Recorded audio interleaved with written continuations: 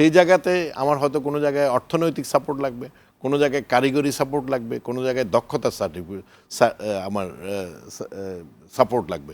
সেই ক্ষেত্রেই আমরা কাতারকে আমরা বেছে নিব কোন জায়গায় ওনারা কি ইনভেস্টমেন্ট নিয়ে আসবে, ওনারা কি ওনাদের দক্ষতা নিয়ে আসবে নাকি কি নিয়ে আসবে, সেই জায়গায় আমরা নির্ধারণ করতে পারলে আমি মনে করি বিনিয়োগ একটা বিরাট ইম্পর্টেন্ট ব্যাপার।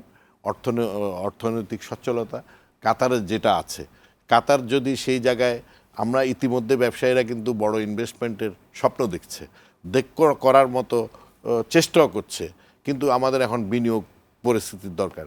সেই জায়গায় যদি আমরা জয়েন্ট ভেঞ্চারে আসতে পারি, আমাদের লোকালভাবেও আসতে পারে, তারা নিজেরাও আসতে পারে, তাহলে আমাদের ব্যাকওয়ার্ড মানে আমাদের যে আমাদের ম্যাক্সিমাম আমাদের তো সব র মেটেরিয়ালসই ইম্পোর্ট করতে হয়, সেই জায়গায় যদি আমরা ইন্ডাস্ট্রিগুলো স্থাপন করতে পারি তাহলে তো আমাদের একটা বিরাট ঘটনা হবে। আর দেখেন পোর্ট নিয়ে দেখেন এতগুলো পোর্টকে কিন্তু সক্ষম করা হচ্ছে।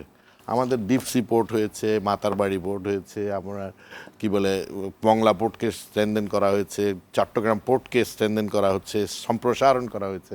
এতগুলো পায়রা বন্দরকে পায়রা বন্দরকে আপনার সক্ষম করা মানে চালু করা হয়েছে। এই যে এই পোর্টগুলো তাহলে ব্যবহার কোথায় হবে? আপনি দেখেন Nepal, Bhutan landlock, 7 sister landlock, এরা কিন্তু আমাদের কাস্টমার হবে আমাদের পোর্টের।